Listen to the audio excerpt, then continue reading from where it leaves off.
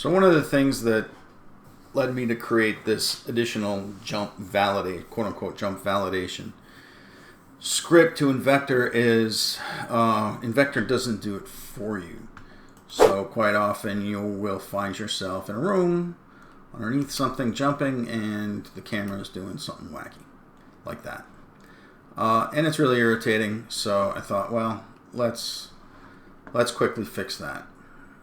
So what I did effectively was create a lookup animation. So I took my standard idle animation and simply in your favorite animation editor or the Unity animation editor or whatever, you just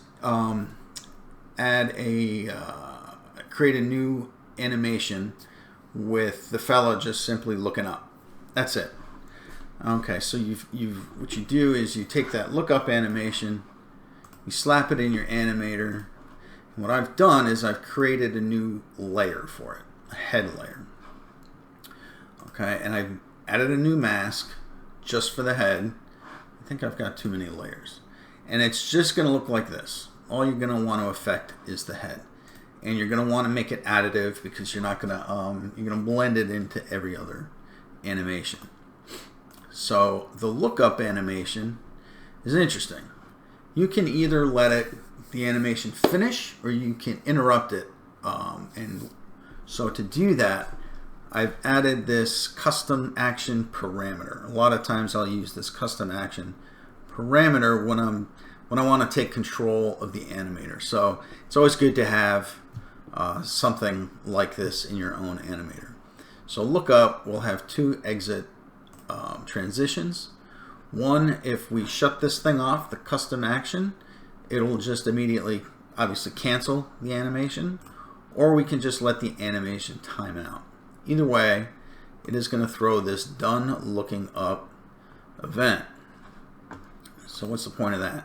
Well, if we go down to our animator event receiver, we've got this done looking up receiver, and we will call on our new script here. What are we calling? Done looking up. Straightforward. So what does this jump validation thing do? Well, let's take a look. Jump validation, you have a couple of options. What it's going to do is it's going to cast a ray from the top of your head, your position plus your collider height. It's going to determine if the clip is even available. It's going to set a done looking up parameter to false, and it's going to set that parameter, that animation parameter custom action that I just showed you to true. Now there's a couple of things you can do with this. You can tell it, okay, as soon as my character moves, I want you to interrupt the animation. That's the purpose of the custom action there, the custom action parameter that I'm using in this script.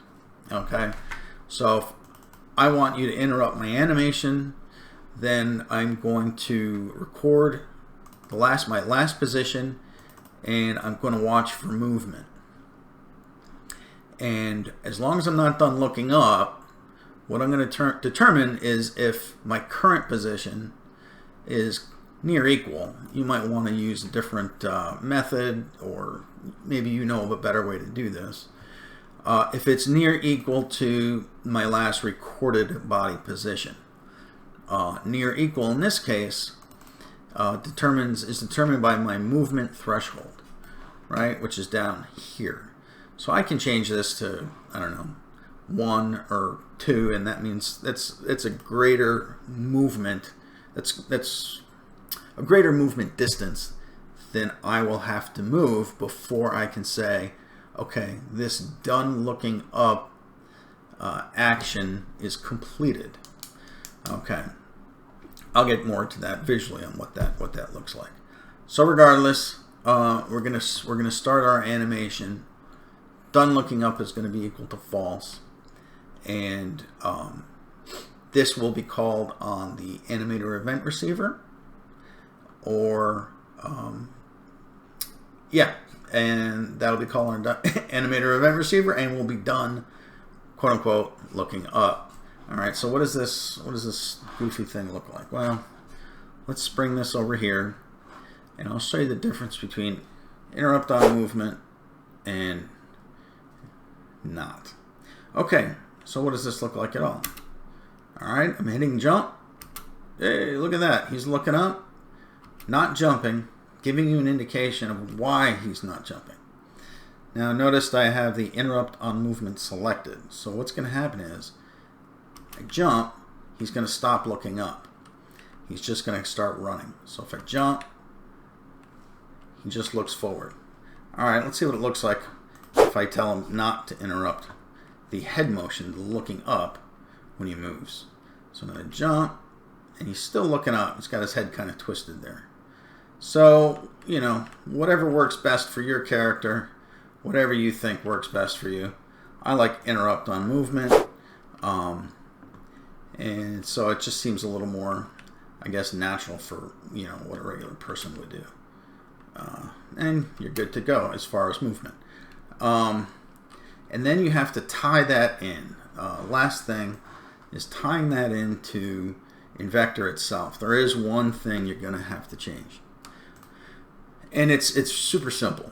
The jump conditions in the third person input, I like the fact that there's this check here because it makes it very easy for us to modify. This test jump height is simply a reference to our script here, the jump validation script. I guess I could have given it a better name. Right now, the good jump height, I'm setting it to true. So by default, I'm going to let you jump. If this jump validation is here, if we want to use it, it's going to ask, all right, hey, can we jump? And this is where we're returning our trues, or false, or whatnot. And then here, good jump height has to be true, obviously, before we can jump. And here, test jump height is just my jump validation script. And that's really it. This may have been longer than it needed to be, but yeah, let me know what you guys think. All right.